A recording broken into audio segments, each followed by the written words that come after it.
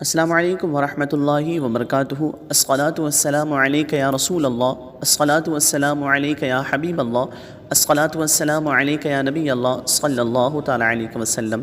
میں سر قادری علی حسین نضوی آپ حضرات کی خدمت میں حاضر ہوں۔ جن احباب نے اب تک چینل کو سبسکرائب نہیں کیا ہے وہ چینل کو سبسکرائب کر لیں اور نوٹیفیکیشن بیل آئیکن بھی دبا لیں۔ ایک راہب پر ایک دن شیطان ظاہر ہوا۔ راہب نے پوچھا کہ اولاد آدم کی ایسی کون سی خصلت ہے جو ان کے گمراہ کرنے میں تیری معاون اور مددگار ثابت ہوتی ہے؟ شیطان نے جواب دیا کہ غصہ۔ جب انسان غصے میں آ جائے تو میں اسے یوں الٹتا پلٹتا ہوں جیسے کہ لڑکے گیند کو۔ غصہ بہت بری چیز ہے اور یہ شیطان کے لیے یہ عادت جو ہے یہ شیطان کے لیے معاون اور مددگار ثابت ہوتی ہے۔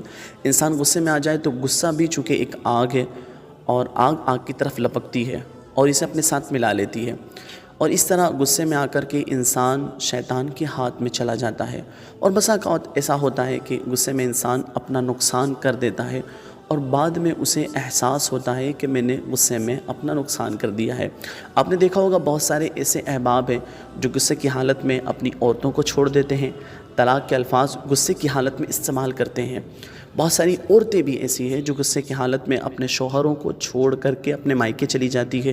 بہت سارے ایسے بھی ہیں جو غصے کی حالت میں اپنے والدین کے سامنے بول جاتے ہیں، بھائی سے جھگڑا ہو جاتا ہے غصے کی حالت میں، بہن سے جھگڑا ہو جاتا ہے غصے کی حالت میں، یا رشتہ داروں سے بھی جھگڑا ہو جاتا ہے غصے کی حالت میں۔ کئی بار ایسا ہوتا ہے کہ اس غصے کی حالت میں کیا ہوا جھگڑا یا کیا ہوا فیصلہ بعد میں ہمیں اس چیز کا احساس دلاتا ہے کہ میں نے غلط قدم اٹھایا، اور پھر افسوس ہوتا ہے۔